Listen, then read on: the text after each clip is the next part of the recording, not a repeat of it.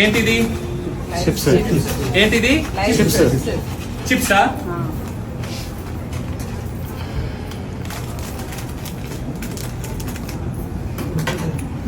₹10 ఇది మీకు వచ్చేది. దీన్ని చిప్స్ అంటున్నారు. ఇదంతా చెత్త. ఎందుకో చెప్తా. ఈ చిప్స్ కాదు, చీటింగ్ ఇది. ఎందుకు చెప్పాలా? మీరు దీని ఇంగ్రీడియంట్స్ చదవండి ఒకసారి. ఏ వస్తువు తిన్నా దాని ఇంగ్రీడియంట్స్ చదవాలా. ఓకే, దీనిలో ఇంగ్రీడియంట్స్ చెప్తా మీకు. ఒకటి ఫ్లేవర్ ఎన్హాన్సర్స్ 627, 631. మీకు ఎవరికైనా తెలుసా ఏంటో అది? తెలీదు. డెక్స్ట్రోజ్ ఏంటో తెలుసా మీకు? హైడ్రోలైజ్డ్ వెజిటేబుల్ ప్రోటీన్ ఏంటో తెలుసా మీకు? చక్కెర ఇందులో ఎందుకుంటది? చిప్స్ లో చక్కెర ఉంటుందా? షుగర్ ఎందుకు ఉంది మరి ఇందులో? మాల్టోడెక్స్ట్రిన్ ఇదేంటో తెలుసా మీకు? తెలుసా? మరి ఇది ఎట్లా తింటున్నారు మీరు? ఇవన్నీ ఎట్లా తింటున్నారు? మీ పిల్లలకి ఎట్లా పెడుతున్నారు? నేను ఏదో ఒక వస్తు ఇస్తా, ఇది ఇచ్చి తినండి అని మీకు ఇస్తా. తింటారా మీరు? తినరు కదా. ఇవన్నీ ఎట్లా తింటున్నారు? టేస్ట్.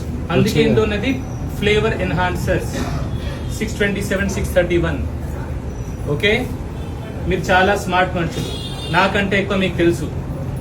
ఇవన్నీ మంచివి కాదు ఆరోగ్యానికి. మీరు రీసెర్చ్ చేయండి.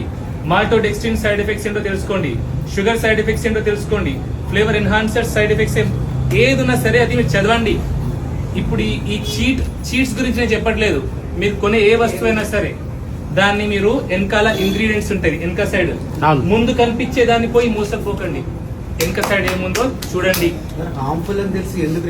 చూసి చెప్తాను. చూసి మీరు తినాల్సింది ఏంటంటే ఇట్లాంటి గుడ్డు. ఓకే, ఈ ఒక్క గుడ్డులో 6 grams ఆఫ్ ప్రోటీన్ ఉంటుంది.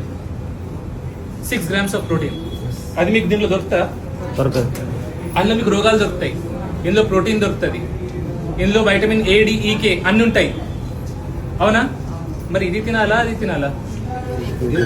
పిల్లలకి ఏం పెడుతున్నాం మరి? ఎడవగానే చిప్స్ అనగానే ఊరుకుంటున్నారు. సో మీరు ఏ వస్తువు తిన్నా దాని ఇంగ్రీడియంట్స్ చదువుకోండి. వెనకాల ఉంటది. ఒక వస్తువులో ఏముందో మీకు తెలియదు, ఆ పదార్థం ఏంటో, ఆ దివ్య పదార్థం ఏంటో మీకు తెలియదంటే అది మీరు తినకండి. ఓకే, చేస్తారా ఈ విషయం? సంతోషం. ఓకే, ఇది ఎందుకు పడేసిన అంటే కొందరు కామెంట్ పెడతారు, ఆ చిప్స్ ప్యాకెట్ మీ వాళ్ళు ఎవరో తింటారని, అందుకే పడేసిన దీన్ని ఎవరు తినకుండా. ఓకే,